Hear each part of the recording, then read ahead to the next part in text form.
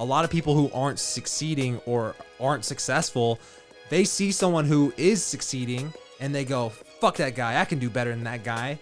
And people do it to me in the dating industry all the time. And I'm like, yo, you motherfuckers should be taking notes and cheering this shit on. I've personally somewhat noticed a similar pattern in like, if this person doesn't cheer me on in my success, they're probably not someone I want on around me anyways. And vice versa. Like, I don't ever want to be the guy who says, oh, you can't do that. No, you shouldn't do that. I got love for the game. Bring it back to the golden age when them fresh beats knocked in. Whatever happened to real hip hop? Love for the game. Damn, we are back. And we got my man Carlos on the podcast. What's going on, Carlos? Nothing much, man. Nothing So much. last time I talked to you, you were talking about how you were about to go to Joshua Tree National Park, do some mushrooms with your girlfriend, and just go on a nature hike. How did that turn out? Man, it was good. It was good. Yeah, like everyone's been going up there. Like I'm sure you've like seen like, you know, people posting about it. Like everyone's going up to Joshua Tree, like Sedona. I haven't actually seen anybody post. I've been off social media for like 3 weeks. Yeah, that's good. That's good. I need to do that. But yeah, no, it was good, dude. I just like learned a whole bunch. You know, like I tried to do like some sort of like trip, like psychedelic trip, like once, maybe like twice a year. Okay. When did this start for you? The psychedelic trip rule? Probably like 4 or 5 years ago. So Okay. like, it's like been like a minute. It's been about 5 to 10 psychedelic trips. Yeah, easily. Okay. Easily. So I've like been around the block a few times. Like this was like the most amount of shrooms like I've ever taken. I took like 5 grams. Okay. Which is a lot. Like a normal. Okay. A normal dose is like around like 1.5 to 2. Okay. So I like more than doubled it. So you saw aliens because you were on shrooms and you were accessing other dimensions with your mind. Yeah, I mean like. Wait, for real, you did? Kind of. Okay. So like because it was 4th of July, like. And we're in Joshua Tree, so we're in like the middle of the desert, and there was like mountains like all around, like the middle of nature. Like there was like a sunset that was crazy, like the moon was crazy, like the stars were nuts. But there was like over like these mountains, there was like I guess like a highway, and there was like cars like going through this highway. And we kept looking at this highway, like, what is that? Like, it doesn't like compute. Like in our like drug-induced brains, we're like trippy nuts, and we're like, what is this? And like literally, like we thought it was aliens, right? Because like we just couldn't figure it out. But like once we were like sober, like, oh yeah, like it's a street, It's a car. yeah, like their car headlights. Okay. So I guess I've only been on shrooms once, and I was just with my buddy, and we watched Mission Impossible. And so I had no clue what to expect while I was on shrooms. And I don't necessarily think that, like, because all the stories I've heard about psychedelics are kind of like reminiscent of what you said. You do it, you go into nature, you get in a good environment, you got the good vibes, and you hopefully have some mind-altering, or like life-altering realizations or something like that, right? But my buddy, for him, he just like, it's like smoking a blunt, right? So for him, he would just do it and watch Amazon Prime movies. And so we watched Mission Impossible, and I'm just tripping balls during this movie. I have no clue what's about to happen. And it was really intense experience for me, but I didn't feel like I had a spiritual experience. So like describe that to me, because I can't even conceptualize what you're talking about right now. Yeah, so for me, one of like my like biggest rules is like going in with an intention. Because once you're like in it, once you're like in like the trip, like you're off.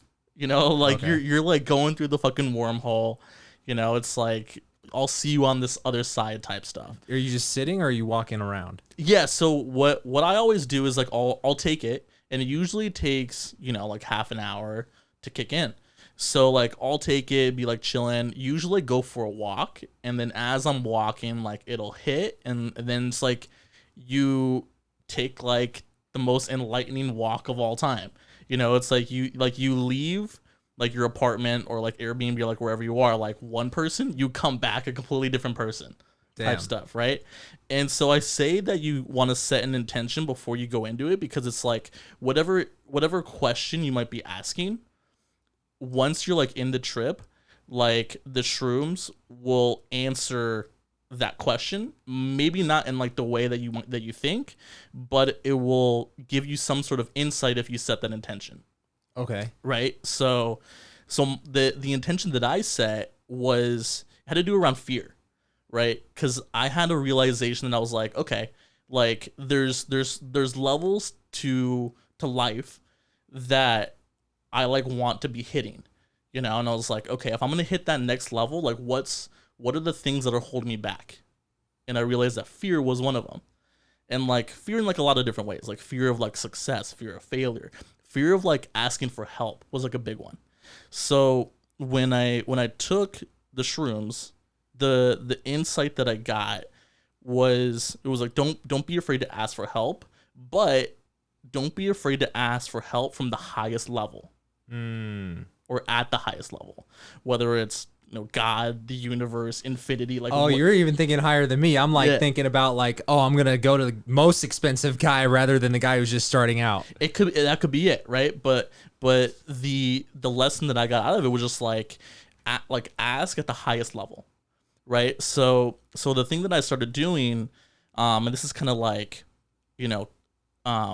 kind of like manifestation type stuff, like reality, like manifestation, like reality transurfing or parallel universes type stuff, is actually sitting down and being like, and writing out, like, if it's in the highest good, I will manifest this. I will manifest, $50,000 a month. I will manifest like connecting with these type of people. I will manifest like working X amount of hours and like having this amount of income, And when you do that, you're like releasing the attachment to that, right? So you're saying, this is what I want. I'm asking for this, and I'm asking at the highest level. Okay. If it isn't the highest good, this will happen to me. Interesting. So you really believe in like the law of attraction, and the energy you put out, you'll attract it in? Yeah, I think, I mean, for sure. I mean, the law of attraction, like if you like watch like the fucking like Secret, like everyone's like seeing that stuff, but I think it goes like way deeper than that. I think like the fact that, it's like obviously, thinking positive thoughts, or you're gonna, attract positive things, like for sure. But I think like, and there's like tons of books on this, like Reality Transurfing is like an amazing book. One of my favorites is Parallel Universes of Self by Frederick Dodson. Wow. Sounds very insightful. I feel like I would just, my douchebag level goes up even more if I read that, because I can just be like, well, one time I read a book called Paradoxes of Your Parallel Self. Yeah, I would love that. It's amazing though. It's like so good, and it's just like one of the things that just like, it just like hacks like your reality.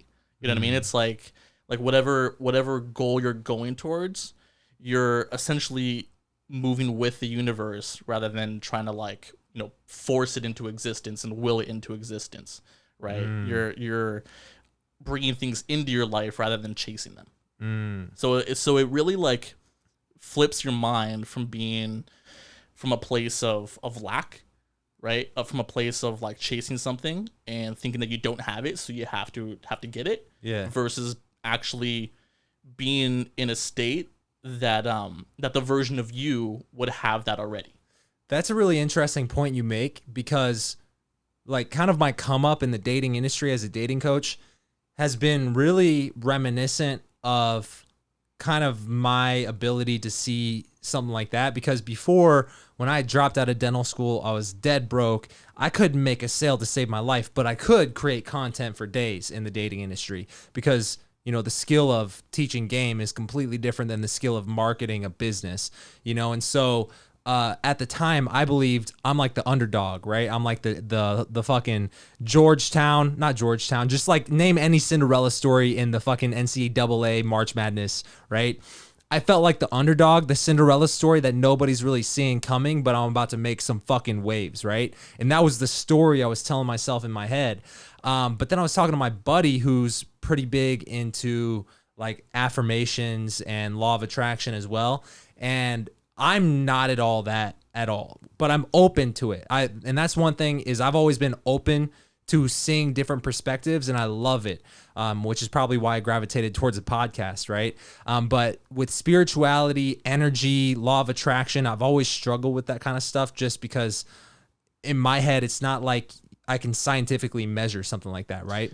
Yeah. And one of the realizations he had me realize is like, you're telling yourself you're an underdog, and just naturally by that story alone, you're coming from a place of, I don't have the same resources that I should, or as everybody else to succeed. Therefore, I have to overcome all these challenges. He goes, but you don't realize every time I talk to you, you're talking about all these advantages that you have that most other people who might want to create a dating product don't have. I knew every top affiliate in the dating space, and it hit me. I was like, what if I just told myself, I'm not an underdog. I'm in the best position to succeed more than anybody. And literally that moment of just like seeing it from a different perspective in my head, like shortly after that, I write my book, I launch it, and it launches my business off to the next level, right?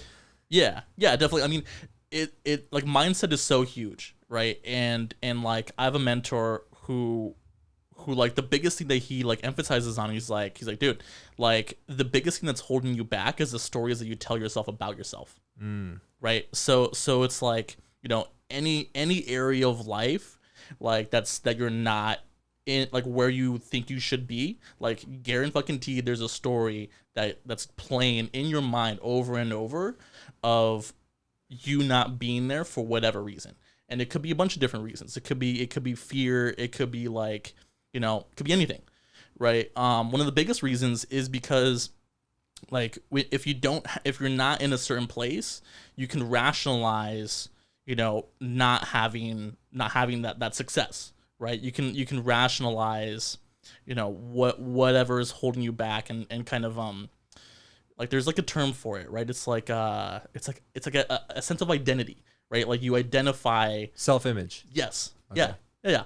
So it's like the stories that like constantly play over and over, like that's like 90% of it, you know, and realizing those stories is like half the battle.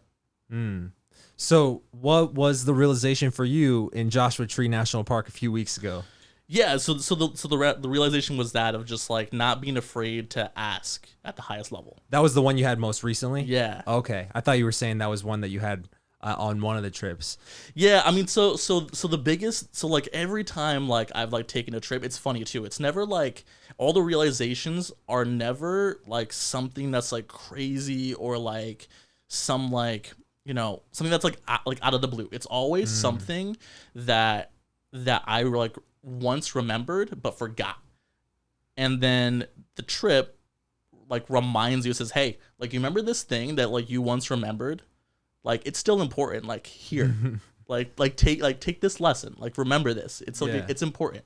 So are these like childhood memories or like key moments in your life that maybe you've suppressed the memory for whatever reason, or like? Yeah, I mean more so just like life lessons that you know like I've like learned along the way. Yeah. Right. It's like, you know, that's not like that groundbreaking. You know, it's like don't be afraid to ask for help. Like duh. Yeah. You know, like fucking duh. Right. But then it's like when that experience happens and you realize it, you're like, oh yeah, like I forgot about that. Yeah. Like let me like put that one in my like utility belt and like use it. I feel like the people who would hear something like that and go, yeah, of course you just ask for help. Those are the type of people who are probably have never had to learn that lesson. Like we were talking about today, me and Chris, like all these, they were talking about a story on Joe Rogan's podcast with Ben Shapiro, and they were talking about how Trader Joe's had this brand of like some food inside their marketplace that was called Trader Jose's because it was Mexican food. Yeah. And they started a petition to change it because now Trader Joe's is also getting canceled, you know, shocking, whatever. And it was started by a 17-year-old white girl who's probably just like spoiled as fuck and doesn't know anything about anything, right? And then the petition is probably all signed by like people who are white who have never had any disadvantages, but they're just fucking bored and they're looking for something to become a victim of, right? And so it just reminded me of this, like if someone hears that and they go, yeah, but of course, that's obvious, duh. They're the type of people who don't even fucking know because they've never had to experience it, right? Like when in basketball, I remember in high school, I would drive into the fucking lane with the ball, but I'd have the ball down here and people would swipe at the ball. But it's not like it happened once and I was like, oh, okay, never do that again. No, you keep doing it and then you go, fuck, every time I drive in the lane, people keep stealing the ball from me. So then you just learn how to protect the ball better. So you have to learn by touching the fucking stove to see that it's actually hot. And the people who go, yeah, of course, yeah, they're just trying to front because they've never had to learn those. Well, the biggest problem with like asking for help is that you have to admit to yourself that you're not in the place like where you should be. Which fucks with your identity. And that's like the biggest reason like people don't ask for help. That's like the biggest reason people like don't pick up that book. That's the biggest reason they don't like hire that coach. You know, it's because like they have that sense of identity of like, yeah, like I fucking got the answers. Like, no, you don't. Yeah. You know, like you don't. Like nobody's got the answers. Yeah. Like you don't got the answers, Sway. I think that's one of the biggest realizations I've had as I've gotten older. And I'm even trying to tell myself, bro, you're not old. You just turned 30. But for me, it's like, as a kid growing up, you see into the people's in their 20s and you're like, oh, they can drink, they can go out, they can drive cars, they can do whatever the fuck they want. They're adults. And as a kid, for me, I'm psychoanalyzing myself. It was hard for me to see past my 20s. Now I'm past my 20s and I'm like, yo, I'm fucking old. But in reality, I'm not that old. And I've just kind of realized it all comes down to like the story you tell yourself. And I'm just realizing the older I get, nobody ever knew what the fuck they're doing. We're all just fucking ants on this fucking rock trying to figure shit out at every step of the way. I don't care if you're 60. I got 60-year-old toxic motherfuckers who buy my book and email us because their book didn't come in 2 days like Amazon Prime. And these guys just, you can tell they hate their fucking lives. And it just tells me, age is just a fucking number. There are people who are 70 who have the maturity level of probably 19-year-olds, right? And not because they're old, but because they just have shitty mindsets, you know? Yeah. I mean, there's levels to this shit, right? Like, Yeah. there's like an infinite number of levels, right? Like there's always gonna be someone that like has more money, like has more women. Like there's always gonna be someone that's gonna be like a level above you. So there's an infinite number of levels. Yeah. And unless you're Jeff Bezos. unless you're just Then what do you do at Jeff Bezos's level? get more billions. Like that's got to be some depressing ass shit. I was thinking about that. It's like you got so much money, you got more money than anybody in the world. You are the richest man on planet Earth. So what? What do you do? What do you strive for now? Get more billions. More billions for what? More, I mean, that's how those guys are wired. You know, it's like just like more. So you like don't more. think they're wired for more? You think they're wired for more and not necessarily to be number one? I don't think so, right? I mean, it's like, look at like Elon Musk, right? Like the way like that dude's brain is wired is like, you know, crazy first of all, but like you can't achieve like that amount of success without just being like constantly just being like more. Yeah. You know, like let's go to Mars. Okay, what do we do after we go to Mars? Like let's go to like Jupiter. You know what I mean? Like Yeah. It's like how many more billions do you need? More. Did you watch the Elon Musk episode of Joe Rogan? Yeah. Yeah, that guy talks so slow. So slow, bro. I usually watch that shit in double speed or 2.5 speed, but recently I slowed it down to like normal speed. Motherfucker talks so slow and he's just like over analyzing every word before it comes out. And there was some awkward moments in there. Like he literally stopped talking and Joe was just like, okay. And then it just sit there in silence for like 10 seconds. And I'm like, yo, what? Yeah. And he says it too. He's like, dude, my brain fires so fast. Yeah. He's like, it's like my brain is like on fire. Do you think that's just the story in his own head? Maybe. I feel like if your brain's firing so fast, you're talking like someone who's on meth, on Adderall. Like you just blah, blah, blah, blah, blah, blah, blah, right? But he was talking so slow to where I'm thinking maybe he's moving too slow because he's analyzing too much. You know what I'm saying? Yeah, maybe. I mean, who knows like what it's like in that man's head, you know? I bet he's just picturing a bunch of pedophilic women like Elaine Maxwell. All right. That's a crazy case. By the way, if you pay attention to my verbiage there, I did not say he was picturing naked children. I said he was picturing the women who are pedophiles. So maybe he's thinking about Ghislaine Maxwell. Yeah, big difference. Yeah, that case is wild, dude. Have you been following it? Only slightly. Like, honestly, you opened my eyes to it a little bit more the last time we spoke, which is a few weeks ago, because you were kind of pointing out how all one thing after another for the last few months, it's just stirring people up, right? Yeah. But then you were like, but did you guys hear about the trial that Hillary Clinton trial? Did you hear about this? No, you didn't hear about that, because what was the biggest story, the headlining story? Coronavirus. So that's like, kind of like coronavirus, Black Lives Matter. That literally, that's all the news and media is gonna talk about for like ever, right? And but yeah, so like let me like fill you in on like some of like the quick updates. Okay. So yeah, so she's in prison. Okay. Right. And how long you think that's gonna last? Oh, she's a goner, dude. She's a goner. You don't think she's gonna survive the trial? No. Okay. like there's no chance. What if she does though? Then literally like the biggest like pedophile ring in like the entire history will be like uncovered. Okay. But like there's too many people that like in powerful positions that are just like, no, this is not gonna happen. Right. So a couple different things happen, right? So she's in prison, and one of the like the pieces of press that comes out is that she was on suicide watch. We're like, oh really? Like, you don't fucking say. And so they didn't let her wear clothes, and they took away her like bedding, so she didn't have any sheets, so like she couldn't like hang herself. Right. So they're like, she's on suicide watch. And how does she keep warm at night? I don't know. I don't know. But yeah, then they like had her on like constant surveillance.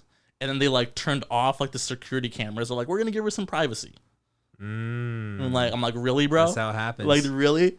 And then she got diagnosed. She got tested positive for COVID.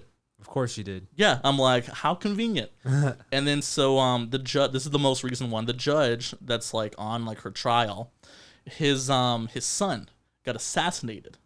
Yeah, I heard about that one. Yeah, it was like an FBI, or not an FBI, a FedEx driver that was disguised. That was a assassin. He was like disguised as a FedEx driver, like literally like assassinated the judge's son. I heard about that. And then that guy. It was a female judge, and he killed her husband, or shot her husband too. Yeah. Yeah, I didn't hear about that. I don't that. think the husband died, but I know he got injured. Yeah. Because he was shot. You know. Well, so the assassin also got assassinated. Yeah, that's fucking insane. Like so crazy. So yeah. So she's a goner, like for sure. But like the point is like all of this like doesn't come to light is because like everyone's like distracted with Black Lives Matter and COVID, right? So, which are, you know, big deals, but you know, it's just like I feel like shaking them like, yo, like wake up. Like there's other things happening here. Yeah. That well, the way you were describing it a few weeks ago is you were saying it's almost like a conspiracy. Like these are intentional things being triggered in society to basically cover up all the other shit that, you know, the government or whoever it be doesn't want to be like the headline. Yeah, I mean that could be it. But I mean like, and we should preface that, right? Because I mean I definitely think, you know, like coronavirus is like real, right? So like I'm not. Have you seen it yourself? I mean, I know people that have like had it, you know, like had the flu. Yeah, I mean, who knows, Yeah. right? I will say this: Kate, my girlfriend, gets pissed at me anytime I might even imply that it's probably not real, because she goes, "You're jinxing it to where now we're gonna catch it because you're denying it." She's calling me a corona denier, and I don't want to call myself a corona denier. Again, self-image. I don't want to own that fucking self-image. But here's what I will say. I'm entertaining the idea that, okay, maybe we should be safe, quarantine, whatever. Kate, she breaks the news to me a few weeks ago, or a few nights ago, whenever it happened. They came out with 3 more symptoms for coronavirus. Okay, what are they, Kate? Runny nose, fatigue, like just like fucking flu symptoms, bro. Yeah, and that is like pretty like sus, right? The fact that they're just like the symptoms are so like wide ranged. Yeah. Right. It's like if you're like shortness of Get breath, this. like if you have like If I wanted, let's work this backwards. If Yeah. I wanted to create a conspiracy and I wanted to just be like, well, how do we create an actual pandemic without actually killing a lot of people? Well, why don't we just make the common cold or the flu, the same disease, just different effectiveness levels of the same disease, and it'll have the same exact numbers as the flu, the same amount of deaths as the flu, and we'll just mark everything that death, and we'll just call the common cold and the flu this pandemic. And because it's everywhere, we got to shut the world down, right? If I wanted to create a conspiracy, that's the easiest way to do it. I'm cutting corners in a way that actually works, right? And that seems like, let's look up this objectively. If I was like, hypothetically, it's like if you leave the party and then you come back to the party and shit's gone down and you're like, what the fuck happened? I was just here 10 minutes ago, right? Let's say Kobe doesn't die. He just goes to the fucking moon because he has money like that. He comes back to Earth. He's like, yo, I left you guys for 6 months and y'all motherfuckers shut down for the common cold, right? That's what it would look like from an objective, unbiased perspective. Guys, open your eyes, right? I'm not suggesting that is what it is, but I'm just saying, hey. Yeah, Hey. that's what it could be. Yeah. Right. Yeah, and I think that's like the point, right? It's like open your eyes, like wake up and like start like looking at the world from like your own perspective, right? Because that might not be everyone's perspective. I don't know if I entirely agree with that, but the point is like form your own opinions, like form your own like objective opinions. Right, like don't fucking listen to the media. Like don't listen to like Dr. Fauci, whatever the fuck his name is. Yeah. You know, like don't listen to like Trump. Like form your own opinions. And I think once you do that, then it's like, you know, and obviously like listen to the data. So yeah, when you say form your own opinions, are you also like, obviously I would think to form your own opinion, the process of that involves doing the research yourself. Absolutely. And I think that's where a lot of people get wrong, where when now you have 17-year-old white girls who are just canceling Trader Joe's and she's just one troll online who's able to cancel people because the business owners and the fucking media, they single out one tweet from a 17-year-old girl and is like, let's cancel this whole fucking thing, right? So when we get people like that who hear form your own opinions, people like that who are privileged, who don't understand what it's really like to struggle, who've never had real financial stress in their life because they're 17 fucking years old, right? That type of person goes, I read this, I heard this TikTok and this guy was talking about this, so I formed my opinion on the TikTok. No, do your fucking research first. Yeah, I mean there's like you listen to Jordan Peterson, right? No. So one of 12 Rules of Life is like his like book, amazing book. I've heard about the book. I've Yeah. heard good things. So one of his rules, I forget which rule it is, but it's like clean your room, right? And that's like the rule. And the point that he's like trying to make is like make sure your own world is in order before you go out and try and put order to the world. Because bad fucking things happen when you try and do that. That's when you get cancel culture. That's when you get 12-year-old girls trying to go out and put order to the world when they haven't done the work and put order to their own world. Because something happens when you go inside in your own like mind and start putting things in order. Like you don't do that if you don't go out and cancel people, like if you've gone into your own world and like put things in order, right? And like we were talking about, like there's levels to this shit, right? There's an infinite number of levels. So unless you're like at the top level, it's like you don't have perspective. Like you don't have perspective to go out and start canceling Trader Joe's. Yeah. But at one point in time, can Trader Joe's or someone in the media just go, hey, little girl, sit the fuck down. You don't know what you're fucking talking about. All right? Yeah, I mean, it poses problems, right? Because it's like anytime you like, try and shut that stuff down, it's like you're like the enemy, right? It's like God forbid someone have like a different opinion against like, trying to cancel Trader Joe's, because like if you do, then you're racist. Yeah. Well, that's the thing is I think right now, and here's just my own personal belief about this, it's reactions to reactions. it's not, hey, this is what it is, and you're not qualified to critique it, right? There's none of that.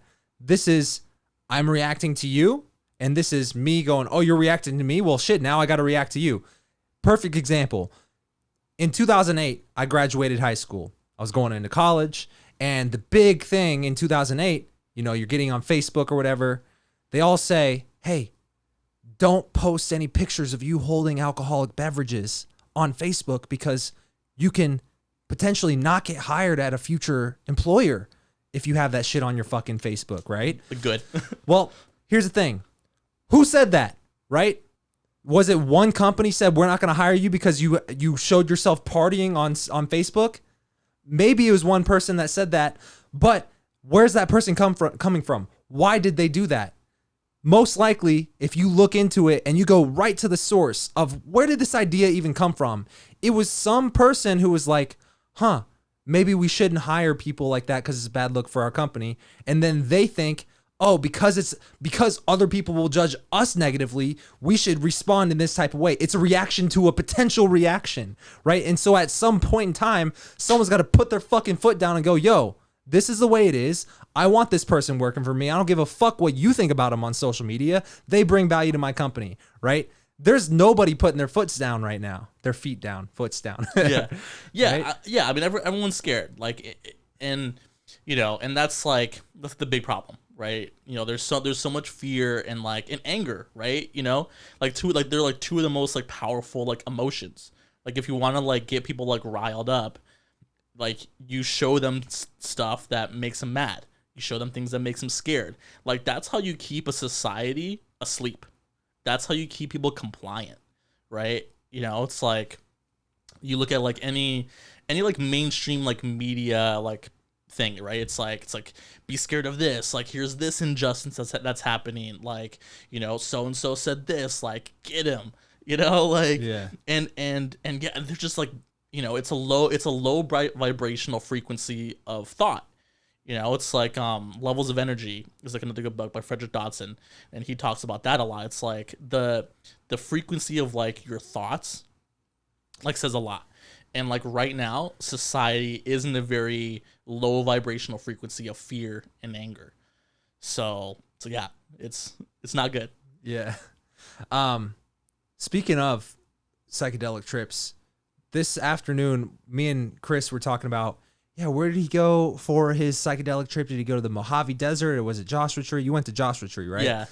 Because I thought it was going to be the same area of this thing that I saw on Ancient Aliens of all places. But apparently there's this thing called the encyclotron or integlatron or something like that. And it's an immortality machine a guy was working on. And the government was actually researching it. And it was created by this kooky guy, right? And it was this building, but they're calling him a genius on the level of Nikola Tesla when it came to architecture and acoustics and whatnot.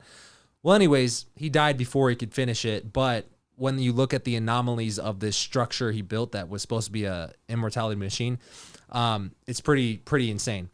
Anyways, that is in the Mojave Desert. I thought it was in Joshua Tree. So I was like, oh, maybe he'll go do shrooms and sit in that building or something. Nah, that'll be cool. Nah, yeah. Have you heard about that? I haven't. Nah, it's called. I'll have to check it out. Yeah, I mean, there's Joshua Tree is cool. It has a very high. It's high vibe. There's high vibes there. Mm. And there's certain places that you go that just have high like Sedona. You know what I mean? You go to Sedona, it's everyone's selling crystals and they're oh, we're in a vortex type shit. And I don't know if I believe in all that, but it does have a very high vibe to it. It's very you can just feel the energy. Yeah, very new agey type stuff. That's why people go there all the time for meditation retreats. Mm. You sit down and meditate there. I feel you just reach a different vibration. Same thing with emotions and emotions right? All of this stuff it vibrates at a certain frequency, right? That's why they say oh, it's high vibe versus low vibe, vibe check. Mm. Because you have that, right? Where you have certain vibes within thoughts, right? So and emotions as well. Yeah, that's interesting. Because when I hear that, I always think back to learning about this kind of in physics class in college. Did you ever take a physics class? Yeah. And I hate physics. do you remember, like, did they ever have you like calculate the frequency of like physical objects? I think so. I never paid attention to physics. That was one thing that blew my. So I'm like kind of like a space nerd. Like I like studying the universe with the and NASA space. shirt. For Oh sure. yeah, straight up. And so I found, maybe I just was lucky because I had a good physics professor, and I also took astronomy with this guy, and super interesting guy. I actually might email him and try to get him on the podcast because he's super like quirky, likable guy, and he would do these like funky experiments to demonstrate everything so we could conceptualize every equation we were studying, right? And one of them that blew my mind is like literally it came from like the slit test, or like double slit test. Yeah. You ever heard about this one? Yeah, like particles in superposition, right? Is that the one? Yeah, kind of Yeah, like that. And so when you shine a laser beam through a slit, it actually breaks up, and you can like calculate the light patterns. It's basically like a barcode that displays on the wall behind it, right? Right. And but basically it was like saying when it passes through the slit, you can calculate the frequency that vibration is or whatever. And technically you can do the same thing with a person walking through a door. That thing has a frequency and you can calculate it. And that's what blew my mind, and that's where I actually start to entertain the idea of like high vibration, low vibrational energy, law of attraction. Maybe things like that are real, because technically we're all made up of atoms, which are just vibrating, just fucking things, right? Yeah, definitely. Yeah. And like the thing about like manifestation, like the law of attraction, is like, because I never used to be like super like into it either, but like I started noticing like the more I like learned about it and the more I like actually like practiced, because I meditate, right? Like I've meditated for like, I don't know, like 5 years, and I've noticed Every like, day? yeah, like 15-20 minutes. Like I don't get like super crazy with it, like as long as it's part of like my morning routine. So like as long as I like sit down and actually do it, like it doesn't matter like guided, not guided, like Yeah. I'm not like super strict about it, but as long as I sit down and do like some form like every day, whether it's like usually a morning, but sometimes I'll do it at night if I like don't get around to it in the morning. But I like noticed that like the more I like meditated and the more I like started just like checking my own mind and checking my own vibe and seeing like what's taking place like behind the scenes, kind of, because I mean, you know, most of your thought process has at the subconscious level. Yeah. Right. So like the more you meditate, it creates space, it creates an awareness for the thoughts that actually take place in your mind. And of course, you know, thoughts create reality. Yeah. Right. So you can't create your own reality unless you can control your thoughts. Right. So it's just like super simple things that just make a huge difference. And I noticed like the more I meditated, the more I like studied this stuff, and like my mentor, I have a mentor that teaches this stuff. And the more I like hired this guy, I was like, and the second I hired him, like my life just like changed in like so many ways. But the more I started like getting into this stuff, the more money I made, the more attractive partners I dated, you know, and the more successful I became. And I was like, huh, interesting. Like there's something to this. Yeah. Right. And it's not to say like some cultiness of like The Secret or like Law of Attraction. Right. Like the movie The Secret, I actually fucking hate it. You know why? Why? Because one of the ladies in it, she's an actual cult leader, and there's another guy. What the fuck is Ray something? He actually just got out of jail. He was in jail for like 2 years because he let like 5 people die like in a sweat lodge. I heard about that. Yeah, there's like a bunch of like true crime podcasts on it and stuff, but like super crazy. And so like a bunch of these people, like the only like real person in The Secret was Bob Proctor. Like he was like the only one that was like pretty legit, but like everyone else was like just like a ripoff or like, you know, exploiting people, because, you know, I think this stuff gets dangerous when you start teaching it, because it attracts a certain type of person. People that are looking for answers, and people that are looking for answers can be easily manipulated and are susceptible. So unless like someone, Maybe that's why Clark blew up on TikTok. My buddy Clark started a TikTok at the beginning of June, and then 30 days later, he had gained 100,000 from scratch on TikTok, and he just niched into the law of attraction. So he's speaking to a bunch of kids who are looking for answers, like you said. yeah, and now it's like the perfect time. I think now more than ever, people are waking up, right? Like people are forced to stay home. You know, you can't do as many things, like, and it forces people to look inward, and it, you know, creates in a sense like a space for them to actually re-examine their life. You know, people are working from home, people might get laid off, right? So there's a lot of different things that are happening in people's lives right now that are probably making them look for answers. Yeah. And it's just, you know, you have to be careful with who you listen to those answers from, right? Like, you know, as long as there's someone that has like good intentions and like, you know, care about people, then like you'll get something out of it, right? But a lot of those guys like from the fucking Secret like ended up like just like not being good people. Yeah. Have you ever had an experience where maybe you were following someone who turned out to not be what you thought they were? In terms of like manifestation type stuff or just not really. I mean, I don't follow like a whole lot of people. I try to like listen to I listen more to less people. Right. So that like that's what I try to do. And so like a lot of like the more like mainstream guys like Gary Vee, like I don't really like listen to a whole lot of Gary Vee. I'll listen to like guys like Grant Cardone like here and there, but yeah, more so I just listen to mentors. You know, it's like if I'm like gonna pay someone to like teach me something, so I'm like, yeah, like teach me. I'm like listening to you and like you alone in like a particular area.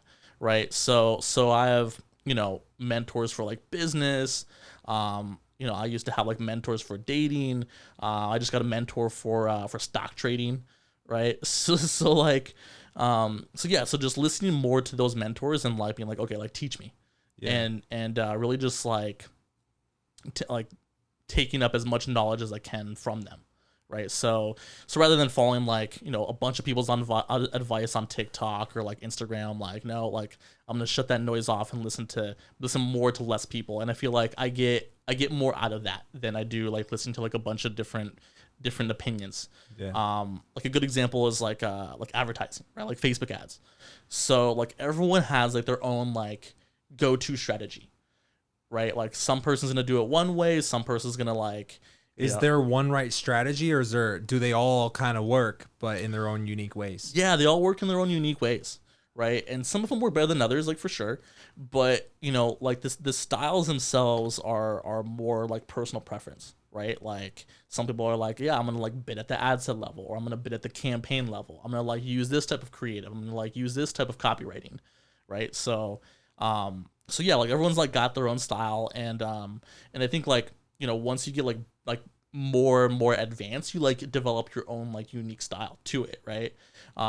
It's like, you know, like first starting off, it's like, oh, I'm like listen to this guy and like do only like what he's telling me or only what this guy's telling me. And what happens is like everyone's gonna tell you like different things, right? Like one guy's gonna tell you one thing, another guy's gonna tell you, and like there's so many of areas of life that are like that, and so many like contradictory advice. So yeah, I like, you know, try my best to listen more to less people. I like that. That's something that I feel like I did right, but on accident. Because if I don't go deep with one person's advice, like you said, I just kind of get confused because people contradict each other all the time, especially in dating, because, you know, what works for one guy in dating won't necessarily work for every fucking dude in dating. Like the guys who came to my boot camp, there was 30 of them. Every one of us has a different personality, right? And so I think that's super crucial to find one person that you really vibe with the most and go deep with that person. Because if you're not, like, you're really not, you're dabbling, right? And one of the things that, I don't know who said this quote originally, but I heard it a lot kind of when I first got into personal development or whatever, was imitate, then innovate. And I would always tell myself that anytime I wanted to take what they said and kind of just put my own twist on it, even though I have no experience, I'd be like, imitate, then innovate. Innovate when you know what the fuck you're doing and you've actually produced some results yourself. by going deep with this fucking one person's advice. So I definitely like that. Who are some of your early people in dating? Early, I mean, RSD was like, Yeah. yeah. I Like, mean, they're always a classic. They've been Yeah. around for years, decades. yeah, I mean, not so much anymore, right? Yeah. But like Julian was like, I always like gravitated towards Julian. Like, How do you feel about him now? I still like his stuff. I haven't watched any of their stuff in a long time. I probably haven't seen any of them on the internet for years. I think it's because I kind of just like maybe I just stopped paying attention. Yeah. But But I heard that they stopped doing the dating advice, right? Yep. Yeah. So you know, pretty much all of like their videos, they took them all down. Okay. Like Like all the infield stuff. yeah. Yeah, Okay. yeah. I think they were like afraid to like get canceled. Like I think they like saw the cancel culture saw it like coming. coming. Yeah. So they're like, yep, like nope, like we're gonna like delete all of this. But they've already been canceled though, right? Yeah, with like Julian scandal and Yeah. like, everything. Yeah. Yeah, kind of. I mean they kept like still they were still going like after that and everything, but like I felt like it helped them, to be honest. I think so. They definitely like spend it in like a good direction for sure. But I mean, like after that, like Julian like shifted like all of his stuff, right? So, but yeah, I mean, like I gravitated to him when I was like first like learning about it's dating. Julian. Like, Yeah, like Tyler's he's just intro. so intense, and his hat's always sideways. I'm like, bro, like you look like a middle schooler who just went into Gucci and like was just started putting shit on. Yeah, like his style's so wacky, dude. It's Yeah. so wacky, like some like crazy. It almost crazy makes shirts. it hard for me to take it seriously, you know? Like I don't watch their videos or consume their content a lot. Yeah. But like if I was someone looking for it, if we're talking about imitate then innovate, I want to look for someone who I can identify a little bit with. Yeah. Now obviously I can identify with maybe their story, but on the surface, I can't identify, and I have good game. But I personally can't identify with that type of energy, you know? Yeah, yeah. I mean, for sure, you need like something that you can like resonate with. There's a good analogy for that, and I think I forget who said. I think it was like the Buddha that said it, but it's like basically like your style, like the clothes you wear, is like a reflection of like again like your like level of like enlightenment or like vibration, right? It's like a So homo. I'm vibrating on the vibe of the universe right now. You are. Yeah, it's like if you're wearing like rags, you're like pretty low. You're pretty like apathetic, like not giving a fuck. You know, and then you go up to like, you know, like streetwear or like business casual and then like business. And then once you keep going up in like consciousness, it then goes from like business to like business casual again. And then like streetwear, because you like, you know, look at Mark Zuckerberg, like runs around like hoodies all the time, making billions. And then after that, you get to like rags again, because then you're like a monk basically. Yeah. Right. So like, so style is like interesting. Like the clothes that people wear to me is like interesting because I think it says a lot about what sort of like level of consciousness they're at. Right, like, and you can tell, right? You can tell like pretty quick if like someone's like running around like fucking like Gucci like belts and shit, and you're like, why? You know, Yeah. like, is it because like that's a way of compensating, or like, you know what I mean? So you can tell pretty quick like what level of consciousness people are based on like what they wear. Now that I think about that, I totally see that. And I heard something similar about the I guess your lexicon, like the how wide your personal vocabulary is, and you can directly correlate people's vocabulary to how much money they make, which is kind of crazy. When I heard that, I think I was in high school still, so I kind of made it a point ever since then to try to expand my vocabulary, and I think it just happened naturally just by. This is why I'm not completely against college, because I don't think every bird, like in the entrepreneur space, online marketing, everybody's like, fuck college, fuck the education system. Everybody these days is like, I'm on a mission to change the education systems. And it's like, it sounds noble, but I don't personally believe that it's evil for everyone, because for me, you know, I'm an entrepreneur not using any of my degrees, right? And I went to dental school. I got a biology degree. Yeah, like much like yourself.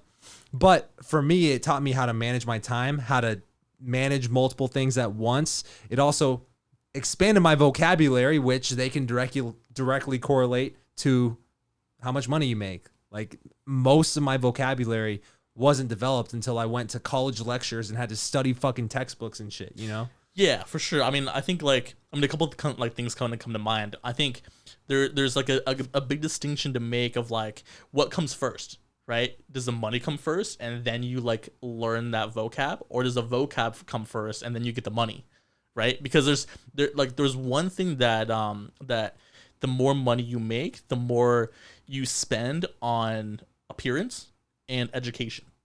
Like per like percentage of like income, the wealthy spend more on those two things versus like lower class spend more on food and housing.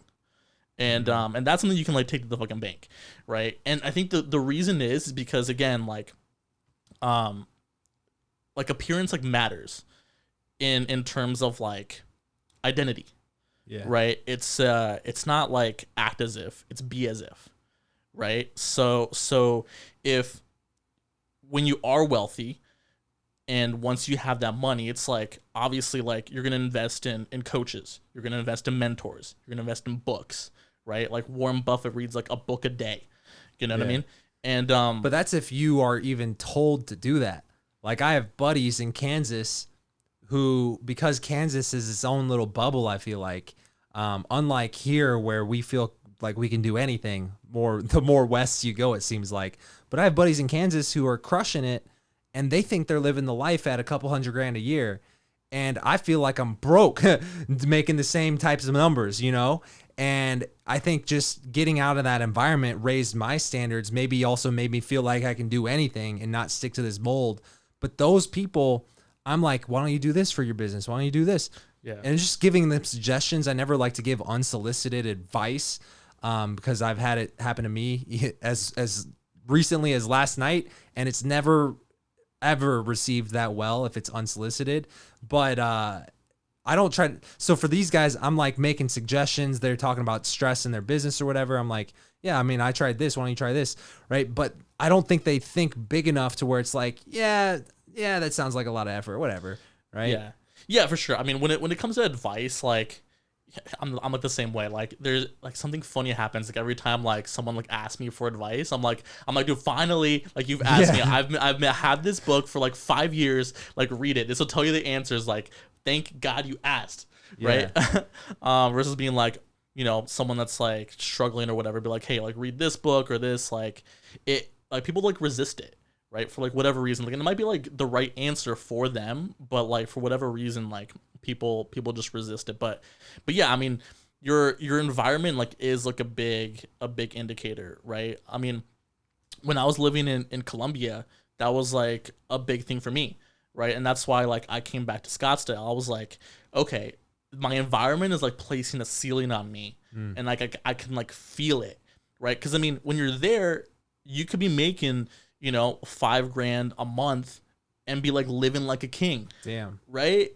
And I'm like, dude, like no, like there's goals that are way bigger. Yeah. You know, like this is like and yeah, and so whether it's Colombia or like we're just at Kansas, whether it's Kansas is like that's gonna place a ceiling on you because you're not gonna have that pressure to like step up. I'm hoping Kansas has this revolution to where it's not like that anymore, simply because Patrick Mahomes from the NFL is now in Kansas City, where I was born and raised, and that motherfucker just got what, like 500 mil? Yeah. Right. So, damn. Yeah, I'm sure that goes like a long way there. Yeah, I think so. Like when the Royals won the World Series, it happened literally right after I moved out of Kansas. And so apparently, like literally right around that time, there was an article written, I forget where, it was definitely like, it's like the Washington Post or like some big publication like that named Kansas City as the coolest city in America. And you were like, what? You know, like that's what I was thinking at the same time. But around that time when the Royals started getting good, they won the World Series, things start popping off there. They get a Topgolf in Kansas City, which, you know, there's only a few of them, and one of them's here in Scottsdale, right?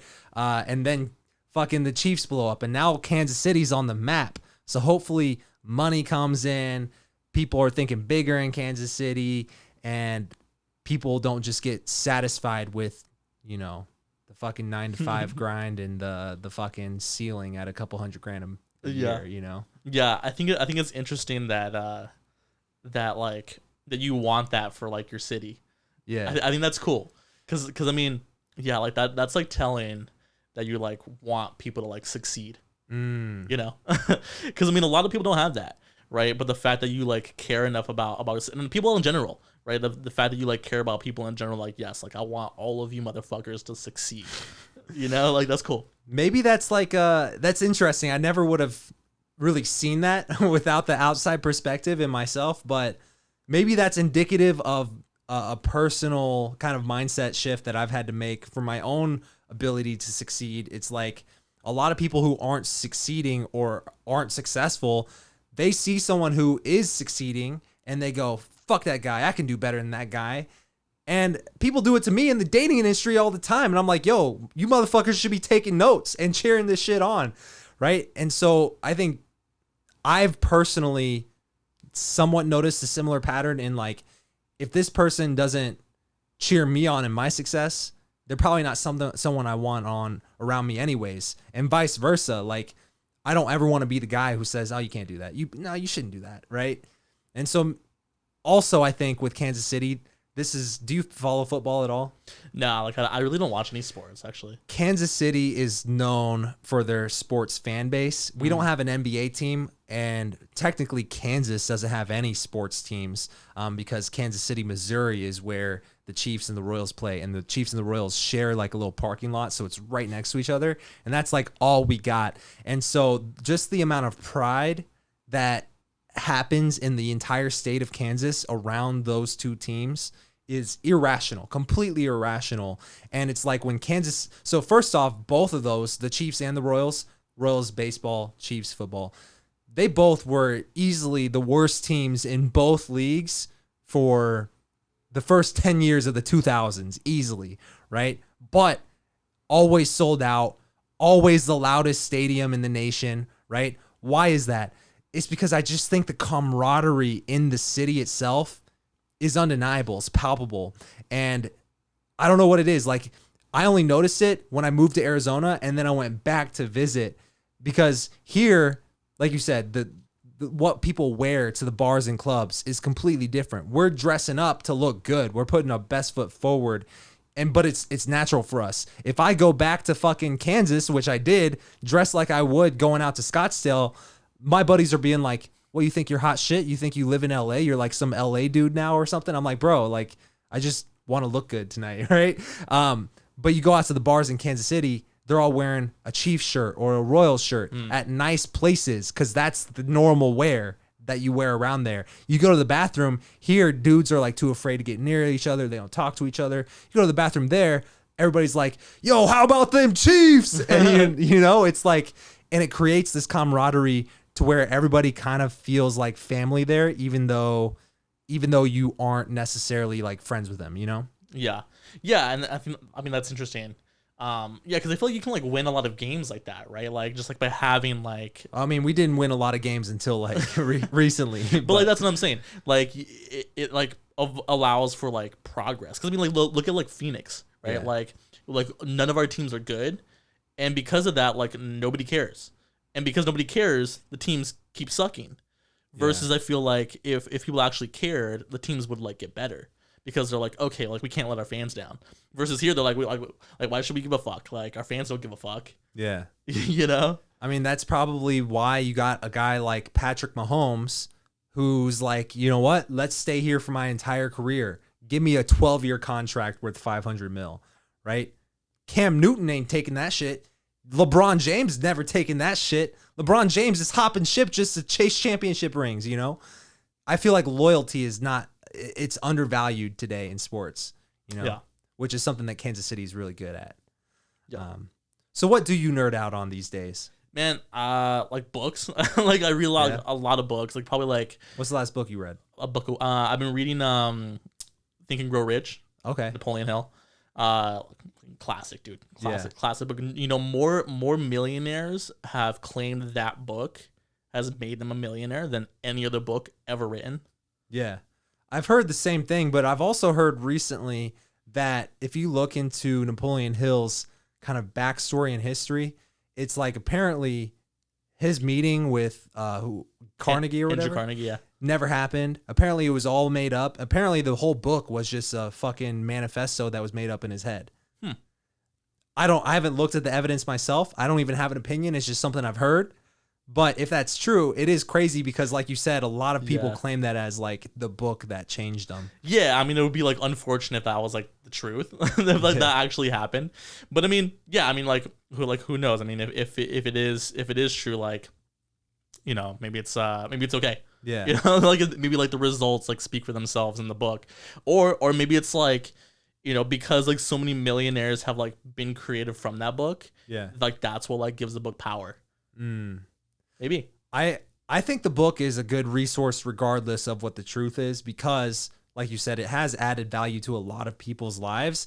And when I read it, it was talking about things like having massive burning desire, right? And I think that just speaks to the power of human will, right? If you have a massive burning desire and focus to achieve one goal, and that goal, be it monetarily related, just for the fact that you have that desire and you're focused with all your intention on it, it's inevitable, right? So that makes sense to me. So it's almost like a fail-safe. It's like, this is literally the idiot-proof guide to thinking and growing rich. Yeah, I mean, like I can't tell you like how many times in my life like I've like achieved success by just like sheer just like not giving up. You know, versus like so many people like just like give up. Right, it's like I do a lot, or I used to do, and now I have an assistant doing it for me. Like, shouts out. But I used to shoot a lot. What's their name? Chris. His name's Chris. Shouts out. He lives in that. Yeah, right. Chris, bro. Yeah, Christopher, but I call him Chris. Young Christopher, aka. Oh, okay. I mean, he's not Christopher. He's Christoph. Yeah, shouts out to Chris's out there. But yeah, so I have him like doing a lot of like my like sales videos. And so he shoots probably about like 40, 50 sales videos like per week. Damn. That's a lot of fucking videos. Yeah. Who's editing all that shit? He does. What? Yeah, he's a gangster. Okay. Yeah, so he does that. But like for like years, I would shoot 40 to 50 like sales videos per week. And I did that for like so long. And I remember like looking once and I had like 1,700 videos, right? Of like cold outreach, like sales pitches and like these like 1 minute like videos. And I had like people asking me like, Carlos, like, how'd you do it? Like, what are you doing? And I'm like, here, like, I'll like give you the formula. Like, just do this exactly. Like, you will succeed. Like, I did it for you. Like, the trial and error is done. Like, here's the script. Here's how to shoot it. Here's what to look for. Like, do it and you will succeed. And then people would come back like, Carlos, like, it didn't work. And I'm like, how many sales did you shoot?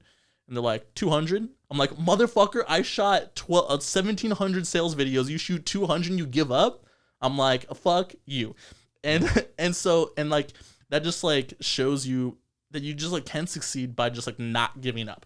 And yeah, that's like one thing that I can like take home to the bank. I'm like, dude, like thank God like I have that like in my DNA that I just don't give up. And sometimes, granted, like there is a point that you should like give up if like shit hasn't worked in like 5 years and you're still doing the same thing over and over again, like expecting different results. Like, you should probably quit.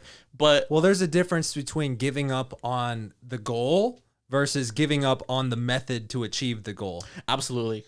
And I think people get caught up with the method and they say, oh, this method didn't work. Well, did you do it right? Right. And so they give up on the goal entirely. When in reality, maybe they just need to shift their strategy a little bit. Yeah, for sure. And I think like I think even bigger than that is like having like a big picture goal, right? Because one thing that I see like so many people just like fall short on is there's no like big picture, like, you know, this is like my purpose and like what I want to accomplish in the next like 10, 20 years. And something happens like when you like find out like what that is all like the different methods and all the different paths could lead you astray as long as like that one thing like stays consistent. And I think, you know, when we talk about like burning desire, it's like if that like 20-year mission, like whatever it is, right? Whether it's like, you know, trying to like cure like world hunger or like whatever it might be, as long as like that goal is like in your mind, you could be like going about a bunch of different paths, but as long as like that goal is in mind, the path to get there doesn't change, right? So like you could imagine like you're like on like a GPS, right? Like you know how GPS gives you like a bunch of like different like directions on like how to get to your end destination. Yeah. It's like that's kind of how life is, right? It's like, you could take this path. You could like be a coach. You could like be a marketer. You could like create courses. You could like learn day trading. You know what I mean? Like there's like a bunch of like different paths that you could take to get to that goal. But if you don't have that goal, then it's like you're just kind of bouncing around from like thing to thing. Yeah. And I feel like you lose like a little bit of sense of gravity and a sense of purpose. Yeah. Right. And you're just like doing things just to do them and having like a very like superficial goal rather than having like that big picture in mind. Yeah. Because it's like what the fuck is money?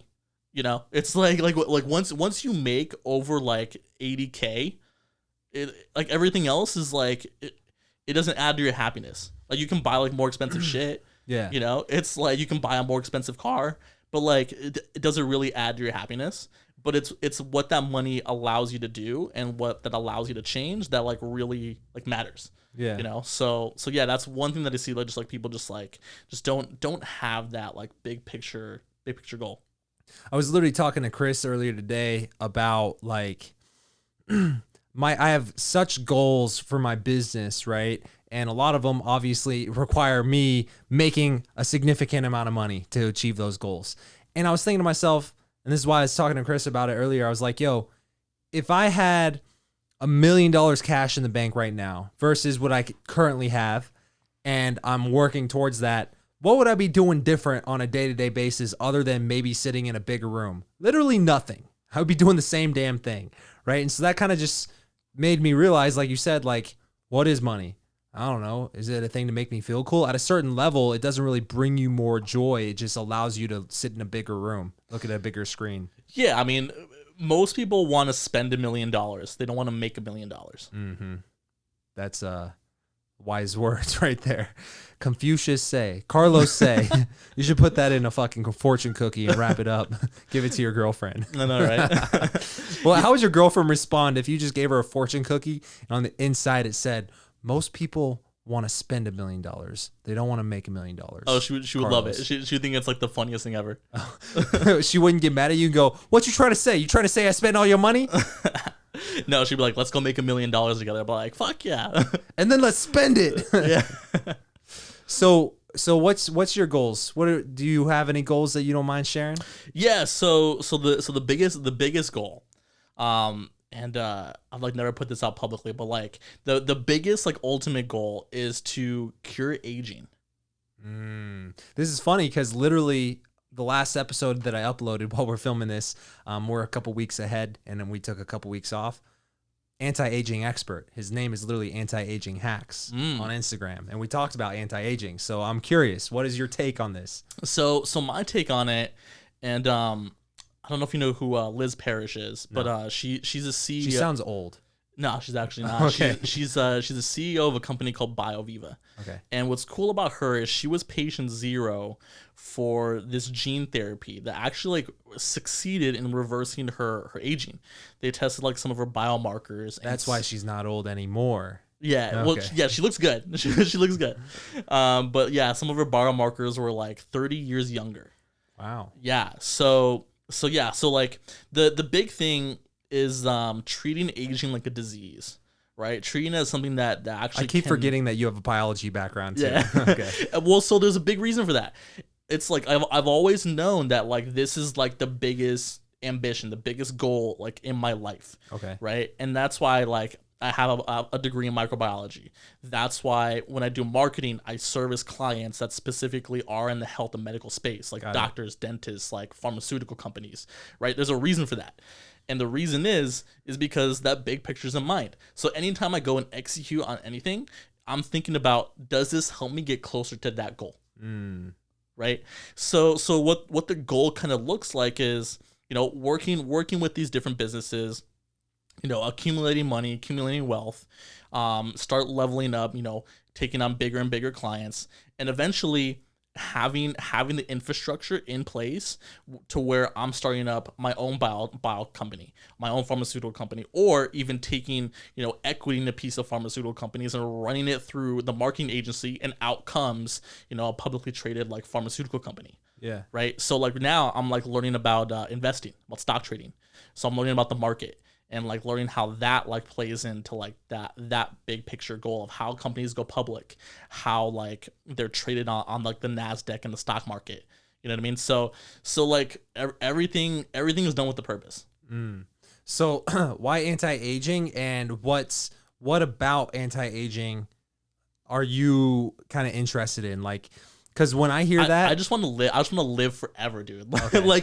Honestly, like I want to live to be like 200 years. And is that how you got into it? You're like, how do I live for forever? Yeah. Okay. Yeah, and that's why I brought up like this CEO Liz Parrish, is because like I'm like, dude, like I want to be like that. Like I want to be like that type of CEO that's like, yeah, I'm gonna like be like the Elon Musk of like anti-aging. Okay. You know what I mean? So that's kind of like the goal. So what are some of the technologies or methods that you know of that you're working on? So gene therapy is like a big one, and unfortunately, like I'm not like in like as like I should be. I'm like focused more on like the business aspect of things. Got it. Rather than the actual like getting like nuts and bolts into the science. But gene therapy is like a big one. And just like I think genetics to me is the part that's like most fascinating with aging. And there's a bunch of like different aspects of it that like you need to like fix. David Sinclair is like one of like the biggest guys that's like doing it, and like the stuff that he's doing is like on point. And so like all of his research that's coming out is pretty remarkable. And so I think like that, like if anyone's gonna like do it, like it's probably gonna be that guy. But yeah, so do you think it's so literally taking someone who is 80 years old, wrinkly, barely can walk and exercise, they go through whatever treatment or technology that is the anti-aging process, and now they're 50? I think eventually it'll be like that. I think it'll start off by just people just living longer, right? I mean, you're essentially making someone that's like 100 feel like they're like 70. You know what I mean? Like that's kind of how it'll go, right? It's like turning that biological clock and just elongating it, right? That's why it's called longevity, right? Because you're essentially making your life longer. Yeah. When I hear about this, immediately my mind goes back to biology and like biology of cells and things like that. And I learn about telomeres and how telomeres shorten over time. Yep. Is that kind of the key to reversing age? So that's one of them. So yeah, it's called the Hayflick limit, right? So like our cells have like a certain number of times they can divide before like they die. So one potential method is extending that Hayflick limit and allowing for cells to have more cell divisions, so the cells actually live longer. So that is one potential solution. Yeah. Okay. What are some of the other ones? I don't know, man. Like there's like I said, gene therapy is like, to me, seems like it's like up there, which is basically like you take essentially like how they make vaccines, where you take like a sliver of like DNA and put it into like the genome of your body, right? So it's like you have like a slice of DNA and you put it into like you put in like some sort of like a vector, and that vector then goes into your body and then you literally put it in a virus, because the viruses inject that DNA or RNA into your cell, and then it goes into the cell and then incorporates it into the DNA of that cell. Yeah. So I think that's probably gonna be one of the solutions. There's a lot of like clinical trials that are happening like overseas, that are like pretty like unregulated, that are like doing like some like legit science, right? And like unfortunately, like the pharmaceutical industry and clinical trial industry like here in the US kind of like prevents like some of this progress from like taking place like quick. and like the FDA regulations and like stuff like that kind of like slow the progress. So a lot of the clinical trials are happening like overseas. So like one potential, and this is something that I'm like heavily considering once I like, you know, get accumulate the wealth, is actually like going and participating in like some of these clinical trials, because like, you know, we're talking, you know, $100,000-$200,000 to like get some of these like clinical trials done. But yeah, like they're like shown to like work like pretty well. And but yeah, just like unfortunately like the FDA and like, you know, industry here just kind of slows that down. Yeah, interesting. So if you had $100,000 in the bank today, you would go across into a different country and literally take place in an anti-aging clinical trial. 100%. But you're like how old right now? Like 26. So I mean, what are you trying to accomplish? You want to be 17 again? No, I'm just trying to live longer, dude. I'm trying to like live to be like 200. And the reason I want to like live so long is because like the world is just so fucking cool. Yeah. Like the world is so cool. Like technology is like, you know, progressing at such a fast rate. Like the world is like changing at such a fast rate, and like so many things are happening. I'm like, dude, I want to see all of this. Like this makes me like so pumped and so excited. Like every day I'm just like seeing how the world changes, right? And you know, just in like 26 years of being alive, I've seen so much cool shit, and I'm like, I want to keep like, you know, experiencing cool shit. So it's like, why not like live to be like 200, 300 years old? So I wouldn't say pessimistic side of my mind, maybe devil's advocate side would be like, yo, okay. Because I thought about this recently. I was like, tragedies happen. Senseless things happen. Kobe literally died in a helicopter crash, right? So it's almost like in my head, it's like I'm prepping for a natural disaster of some sort. Like all these survival preppers. What if you spend your whole life prepping for something just to have it ended senselessly in a fucking car wreck? You know what I'm saying? Yeah, I mean, and it's like, you know, knock on wood, I don't want that shit to happen. I know, right? like on the way home, like Carlos died in a car accident, like. And it's like, but what if you had the potential to live to 200, but like, bro, you spend your whole life trying to live to 200 when it just happens to end early. You know what I'm saying? Yeah, I mean, I'm still like living life. You know what I mean? Like, you know, that's not like you know, there's more to life than just like living to be like 200. Otherwise, like you would just like stay in like a bubble or something, you know? Yeah. But no, I mean, like I definitely like take risks like all the time, right? So, but yeah, I mean, I think like, I mean, you took a risk by driving here today. Oh, for sure. Right? Could catch like COVID. Yeah. From my dog who's just fucking whoring it up with everybody. Literally today, I was sitting here, I was getting some work done. We were kind of sitting in silence. Chris is sitting in here too, and we were just working. My dog comes up like he's been by himself all day, like looking all innocent. And I was like, oh, Tucker, are you lonely? You want to cuddle? Come here. And he just jumps in my lap, and I start working, and I'm cuddling him, I'm kissing him. And Kate walks up like 10 minutes later. She goes, Tucker, you little man whore. And I said, what? And she goes, he was literally cuddling with me just like that for like 30 minutes straight. And the moment he gets off of me, he walks over to you and starts cuddling.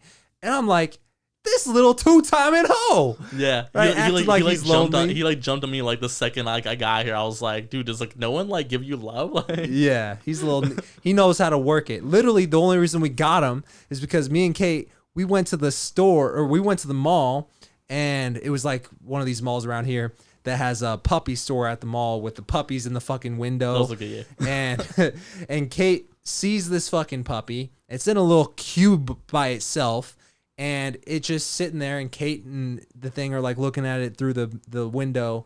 And then we walk away, and it starts howling because Kate walked away and it wanted Kate to come back. And she goes, it's calling out to us. And so I was like, Kate, I'm not buying a dog. And so then literally my birthday was like a week later. This is a couple years ago. And Kate's at work. I'm sitting here working. I spent my entire birthday, which is a weekday, by myself. Because Kate was working like 10-hour shifts. So from the moment I woke up, she was already at work, and she was at work all the way until the middle of the night, right? And I was like, man, this sucks. I feel lonely. You know what? I want to get that dog. So I literally was like, Kate, when you get off, meet me at the puppy store. And I got the same fucking dog like 2 days later. And here we are with that 2-timing man whore of a fucking dog just spreading COVID germs around because he's cuddling with everybody. He's like the motherfucker at the party that spreads herpes to the whole fucking school. Yep, chlamydia. I've never Mono. Luckily, I've never had to deal with anything like No, that. yeah, same. Knock on wood. Yeah. What was it like living in Colombia, bro? It was amazing. Yeah. Like probably one of the most like underrated cities for dating. Actually, Why do you say that? I mean, just like Colombian women, dude. Like, Yeah. do I have to like go into more detail? But yeah, I mean, like the dating scene there is awesome.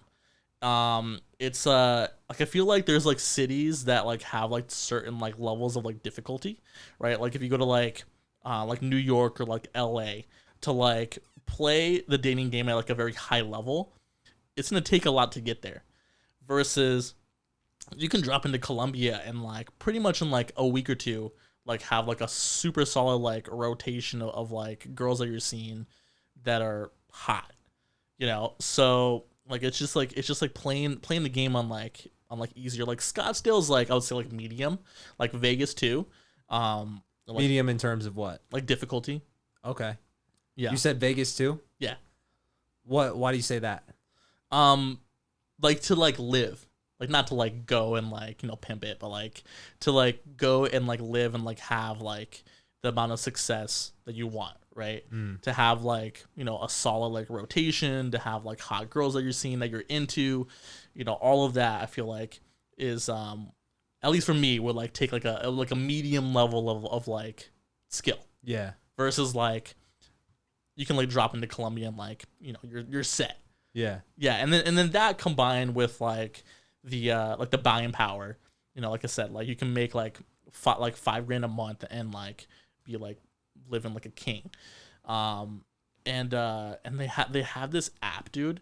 It's called Rappi, and literally like it's the most amazing thing ever because it's like imagine like have you ever used Instacart like for like delivery groceries? No.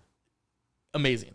Like there's no like I haven't gone grocery shopping in like 6 months. So is Rappi like getting girls delivered to your door? Almost. I wish it was, but like, but no. I mean, it just makes your life so easy, right? You can Dating like, wise. just like in general. Okay. It just like makes like your living situation like amazing. Like they'll even like go get money from like the ATM and like bring it to you, so you don't have to go to an ATM. They'll like deliver Do you groceries. trust that? Yeah. You trust people going to your fucking ATM, going to an ATM, getting money out of your account with your information? It's not my account. Okay. They like it like charges your credit card, like your card, and then they just go and like pull out the money from like the account and like bring it to you. But like I don't know how it works. I guess they probably have like some sort of card, like some like Rappi card that they like put in a machine and like it like gives them the money and they like go and bring it to you. What's to stop that person from just taking the money themselves? I have no idea. But it never happened, and like I trusted that like it would never Like happen. I barely trust people getting me Postmates food. You know what I'm saying? Like I'm not gonna trust someone delivering my money to me. Yeah. I mean, I don't know why, but like, yeah. I mean, like, it never went wrong. Yeah. I mean, like, there was like a couple like freak out moments, like, and you can't pull out that much. They like limit. It's like 500,000 like Colombian pesos, which is like $100, like $120 or something. So it's not like if it goes missing, you're like whatever, it's not like the end of the world. But yeah, I mean, there was like a couple moments where I was like, oh, like where's my fucking cash, bro? Like, am I gonna have to throw hands right now? Yeah. That happened to you? Like a couple times where like the guy was like, it like said like he like delivered, but like he didn't. And I was like, where the fuck you at, bro? Yeah. But luckily like no one ever like shorted me or like I didn't have like throw hands or anything like that. But Chris almost had an experience where he tried to sell his PS4 or something, and the dude rolled up, got the PS4 in his car, and then just drove off and didn't give him any cash. no. What happened, Chris? Well, it was I sold it on Let Go. He came, he got the cash. It was like 400 something, and then essentially he counted it in front, and he's like, "Oh, cool." And then I gave him PS4. He gave me money, and then I start counting it, walking back to my apartment, and then I realized that it was $100 short. And he showed me that he had all the money. Luckily, he was still in the parking lot. So I go up, I knock on the door. I'm like, yo, dude, like, you didn't give me the full money. And then he's like, let me see. And I was about to give him the money, but then that's when I realized, I was like, wait, if he grabs the money and just locks the door, I'm out of a PS4 and out of $400. So I'm like, no, I'll show you. And I showed him, and thankfully he wasn't a dick about it or anything. But he gave me, like, the rest of the money. And then I just went my way. That's sketchy. No. Yeah, I know. I like trust people. I like maybe probably like more than I should, but like nothing ever like bad like really happens to me. You know what I mean? Like, and, Knock on wood. Yeah, I know, right? So yeah, like I'd just like genuinely like trust people and like think that the majority of people are like good. Yeah. You know, like I think that like we live in this, and we like regardless of like what the news and like media might think you said like what tells you, but I honestly think that like we live in like a safe like world and society, like regardless of like what else. And that could be like, you know, my own like story I tell myself about myself, but like I'll be honest, I feel a lot of the same ways, especially when I was 26. I mean, I just turned 30. I feel like somewhere in me being 26, 27 to 30, I kind of started trusting people a little bit less, simply because I was so trustworthy of people the same way you just kind of said, right? Because I truly, again, I came from the bubble of Kansas, right? Yeah. And so I felt like people are generally good intentioned, and people who do bad things probably consciously know somewhere, unless they're clinically insane or crazy, that they are not doing the thing that's morally or ethically correct here. For sure, yeah. And I've like had like situations like, and yeah, I mean I've had like business partners like fuck me over and like stuff like that. But like honestly, it like I never once like think badly about that person or like have any sort of like regrets. And honestly, I always like feel bad for people that like do shit like that. You know what I mean? Like if like someone, if I like sold a PS4 to someone and he like drove off with like my $400, I would feel like bad for that guy. I'm like, oh dude, like your life must fucking suck for you to like think that like you have to do that to get $400, dude. Like what? Yeah. You know what I mean? Like so yeah, man. Like I think that like people with that type of mindset, I just think it's like it's just bad, you know. But yeah, I've had like business partners like fuck me over, and I'm like, dude, like you like really, dude, like you feel like that is what you have to do. Like I once had a client, he for like whatever, we were like working together for like not that long, and he wasn't a good client, right? And I took him on. I was like, and it was like a brand new business, which I like never do. For like the main reason is because like it's so like unpredictable. There's like a lot of things that can go wrong, and he was a med spa. He was starting up a med spa, and so I took him on as a client. I didn't charge him a whole lot. It was like I think I charged him maybe like $2,500 like a month to like run Facebook ads for him. And we were working together for like not too long. It was like maybe like 6 months or so. And I remember like waking up one day and I like check like my email and I see like a bunch of chargebacks. And this motherfucker charged back like $7,000, charged back like 3 months like worth of services. And I remember like thinking, and I had like a moment. I did have like a moment for like 2 seconds where I was like, oh fuck, right? Like this sucks. And then that like flipped in my mind and I was like, oh wait, actually like I feel bad for this guy. And I genuinely did. I like honestly felt bad for him. I was like, dude, this guy is like so like in scarcity that like he feels justified that he has to like do that to me. Where I like, and any client. Did you ever figure out why he did that? Yeah, because he just wasn't happy. He genuinely felt like I like ripped him off. And it sucks, right? Because it's like, you know, and like I said, like startup businesses are hard. Yeah. Right. Like you're not gonna get results like right out of the gate. Yeah. And that was kind of what was happening to like his business. And so it was like a brand new business, like they just started. And so like, you know, after, you know, it's hard for what you do, which is Facebook ads, right? Yeah, I mean, just all around. Just Yeah. all around. There's like a lot of different things that Because they don't know how to sell anything yet. Yeah. So like we were like doing lead generation. So we were doing lead generation, like bringing them leads, and then like the leads they couldn't close the leads, right? It was like a brand new team. They didn't have any sales experience. Yeah. You know what I mean? Like they didn't have a script. They didn't have a CRM. You know what I mean? Yeah. So like there's like so many flaws like within the business infrastructure that contributed to like just not seeing the success that they wanted. And so this guy, he thought that that's my fault. Yeah. That his business wasn't working. That his business isn't Because working. you're the one running Facebook ads. That I'm the one running Facebook ads. Yeah. So he's like this motherfucker is like causing my business to not succeed. And so he thought he was justified in doing that and charging back like $7,000.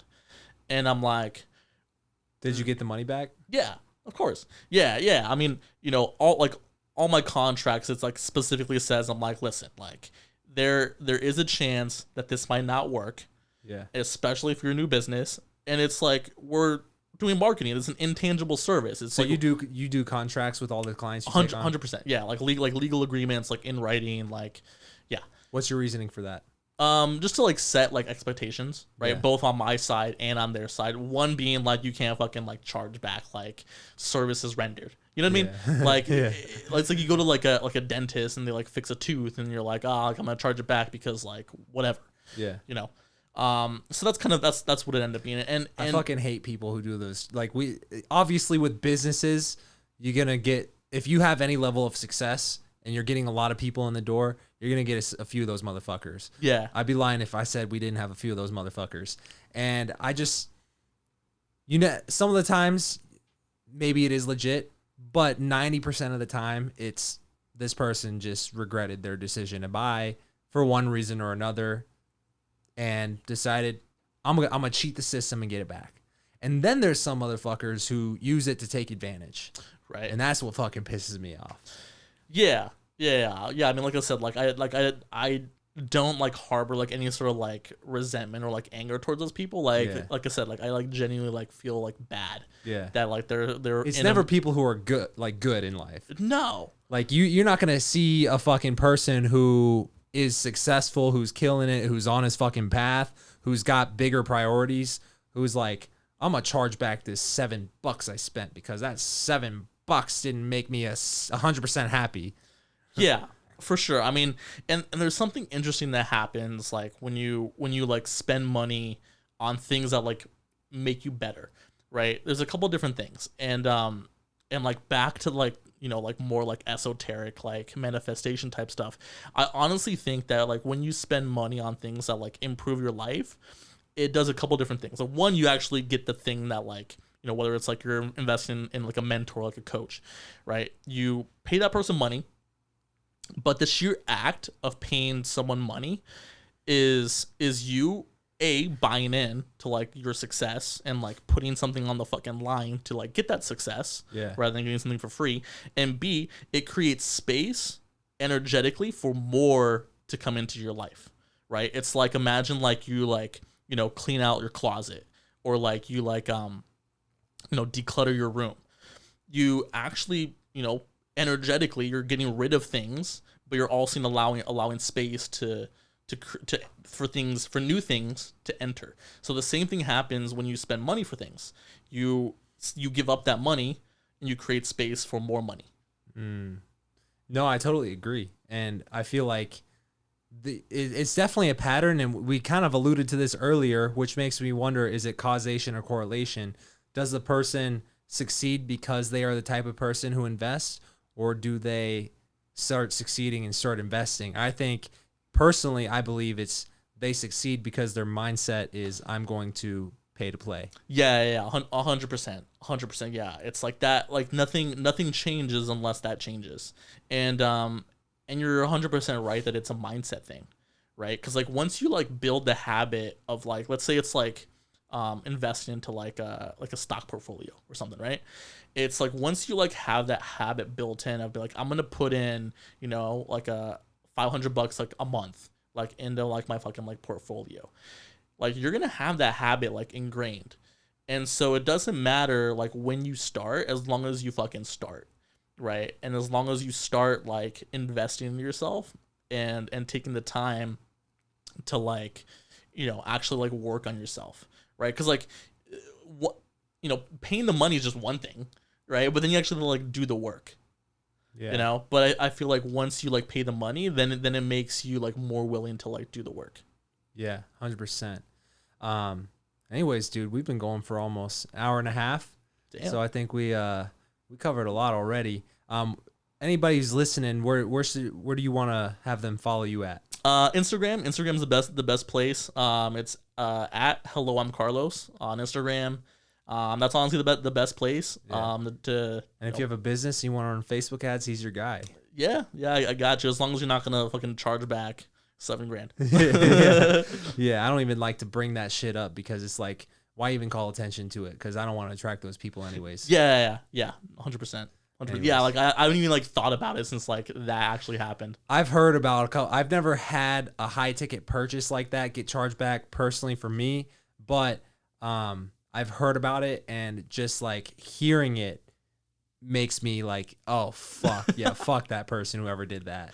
Yeah. But anyways, let's end this on a positive note. What's a joke? Tell a joke. Do you have a joke or something? A joke? Fuck. Women's sports. I'm just kidding. Anyways, yeah, man, let's get out of here. And I definitely want to have you back on eventually because, dude, this is fun. Yeah, let's do it again. Awesome, man. Talk to you soon.